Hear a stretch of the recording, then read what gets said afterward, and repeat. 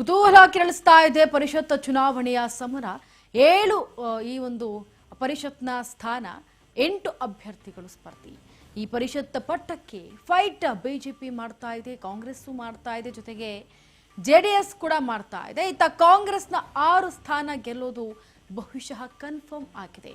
ಬಹುತೇಕವಾಗಿ ಕನ್ಫರ್ಮ್ ಆಗಿರೋದ್ರಿಂದ ಜೆಡಿಎಸ್ ಮತ್ತು ಕೈಪಡೆ 5ನೇ ಅಭ್ಯರ್ಥಿ ಮಧ್ಯೆ ಈಗ ಫೈಟ್ ನಡೀತಾ ಇದೆ. ಕುತೂಹಲ ಕೆರಳಿಸ್ತಾ ಇದೆ ಪರಿಷತ್ ಚುನಾವಣೆ. 7 ಸ್ಥಾನ 8 ಅಭ್ಯರ್ಥಿಗಳು ಪರಿಷತ್ ಪಟ್ಟಕ್ಕೆ ಫೈಟ್ ಅನ್ನ ಮಾಡ್ತಿದ್ದಾರೆ. ಬಿಜೆಪಿ ಕಾಂಗ್ರೆಸ್ 6 ಸ್ಥಾನ ಗೆಲ್ಲೋದು ಕನ್ಫರ್ಮ್. ಜೆಡಿಎಸ್ ಮತ್ತು ಕೈಪಡೆ 5ನೇ ಅಭ್ಯರ್ಥಿ ಮಧ್ಯೆ ಫೈಟ್ ನಡೀತದೆ. ವನಯ್ ಕಾರ್ತಿಕ್ ಮತ್ತು ಗೋವಿಂದ ರಾಜು ಸಮರವನ್ನ ಸಾರ್ತಾ ಇದ್ದಾರೆ.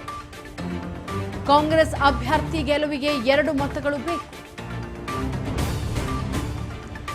ಗೋವಿಂದ ರಾಜು ಗೆಲ್ಲಲು ಬರೋಬ್ಬರಿ 8 ಮತ ಬೇಕು. ಇಬ್ಬರು ಅಭ್ಯರ್ಥಿಗಳಿಗೆ ಯಾರೆಲ್ಲ ಮತ ಹಾಕ್ತಾರೆ? 2ನೇ ಪ್ರಾಶಸ್ತ್ಯ ಮತಗಳಲ್ಲಿ ಯಾರ ಕೈ ಮೇಲಾಗುತ್ತೆ? ಕ್ಷಣ ಕ್ಷಣಕ್ಕೂ ಕುತೂಹಲ ಕೆರಳಿಸ್ತಾ ಇರುವಂತಹ ಪರಿಷತ್ನ ಫೈಟ್.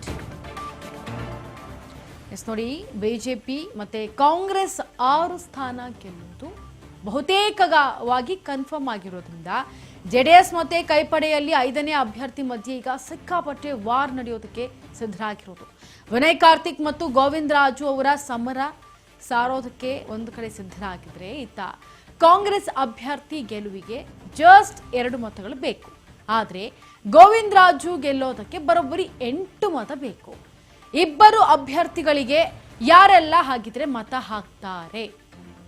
2ನೇ ಪ್ರಾಶಸ್ತ್ಯದ ಮತಗಳಲ್ಲಿ ಯಾರು ಮತಗಳನ್ನ ಹಾಕಿದ ಮೇಲೆ ಯಾರ ಕೈ ಮೇಲಾಗುತ್ತೆ?